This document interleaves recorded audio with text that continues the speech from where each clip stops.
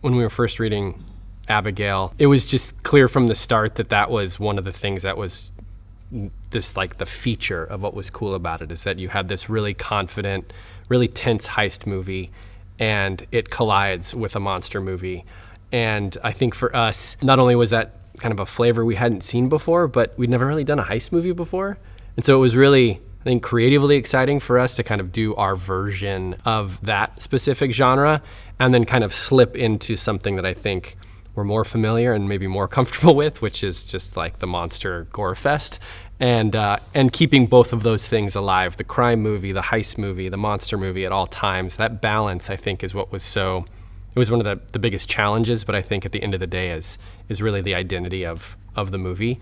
And that was really clear very early on from the script stage. The other thing that really attracted us to the script was the characters felt very unique, and it felt like there was a lot of opportunity for us, for Guy and Steven, for the actors to kind of work together to build these very, very specific characters. And I think that's something we always look forward to. And when we're working on anything, is like, what's the big fun kind of genre hook? And then how can we make these characters really cool?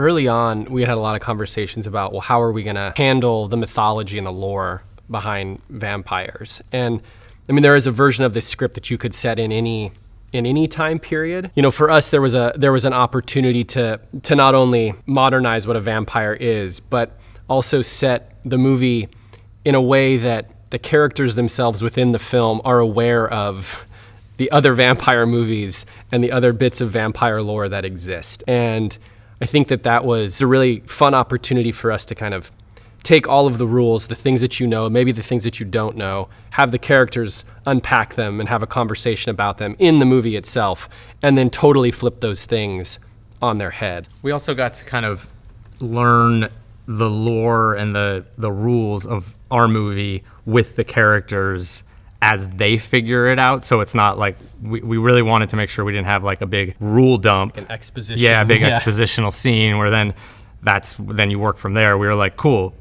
they just discovered there's a vampire as we discover there's a vampire, and then now let's see how that plays out. Yeah, and it's not like the movie takes place over a series of like weeks or months. So there's no time to learn any of that stuff other than just in the experience, in the experiencing of it with the characters. We saw a bunch of tapes, and Alisha was one of them. So when we saw her tape, I mean, it was clear that she was amazing and that she was like at the top of the list. And then our first Zoom with her, I think that what you always hope for is that you also see a real kindness and a real curiosity, and it was all there. Yeah, and then just very sort of coincidentally also happens to live in Dublin, which is where the movie shot. And then in that first Zoom with her, we had her read some sides, and she did the vamp out scene, and all of us were like, oh, and we just started like texting each other like, oh, found it. She found her. She's great. This is it. We got it. It was like there was like a fearlessness. Yeah. She was like a monster. And then the second she was done, she was like, okay, was that nice? You know, she's just so sweet and like gentle and kind. She could do the two things. Yeah, in real instantly. Life. Yeah, it's that make that change so effortlessly. We hadn't made a monster movie before, like a straight up monster movie. Yeah. So the opportunity to make a monster movie at Universal was like a no-brainer for us. We were like, oh, hey, yes, please. Absolutely.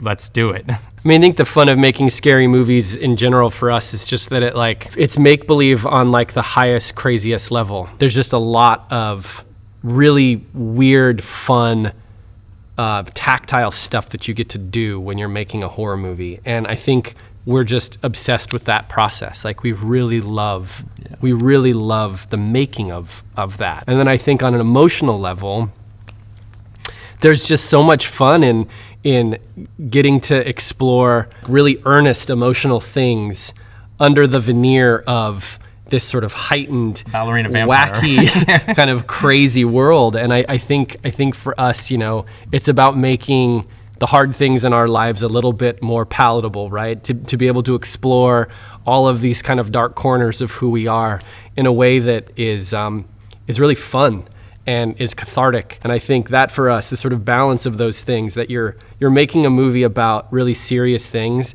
that is not taking itself seriously at all, that is the sweet spot for us.